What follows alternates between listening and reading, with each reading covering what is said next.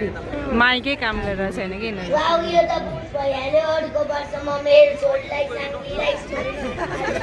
मेरो छोरीले डान्स मन पराउँछ हो के भन्नुभएको थियो भोलि म तिमीलाई चाहिँ घुम्न लाग्छु कहिले भनिर भन्नुभएको थियो त राजाहरूलाई तिमीले लेख अनि म भोलि तिमीलाई चाहिँ घुम्न लाग्छु भन्नुभयो होइन ल एउटा ह्यान्डराइटिङ हेरौँ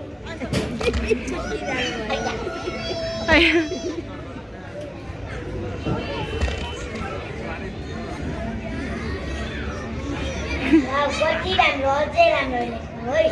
यो त नेपालीको भयो अर्को इङ्ग्लिसको त्यो भन्दा नि राम्रो छ ल्याउँदा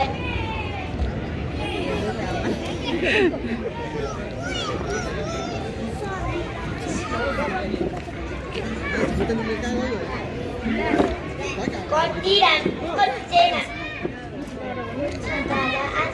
लड्छन् पाइयो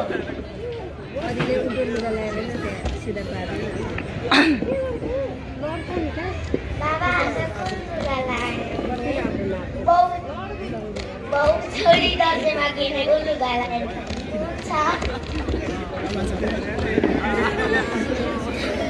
दसैँमा किनेको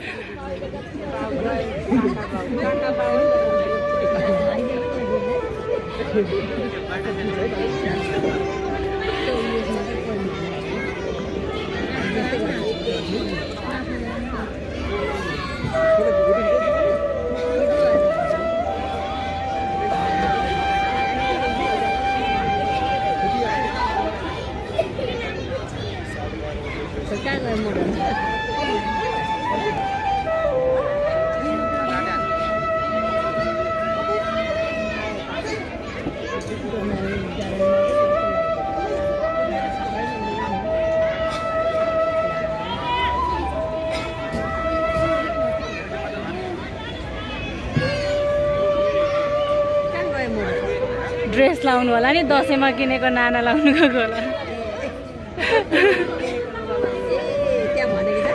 दसैँमा किनेको नाना लाएर जाने रे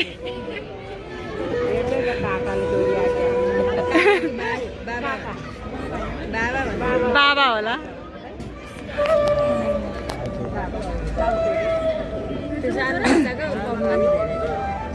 आयो ल ड्रेस लाएर आयो है अब दसैँको ड्रेस लाएर आयो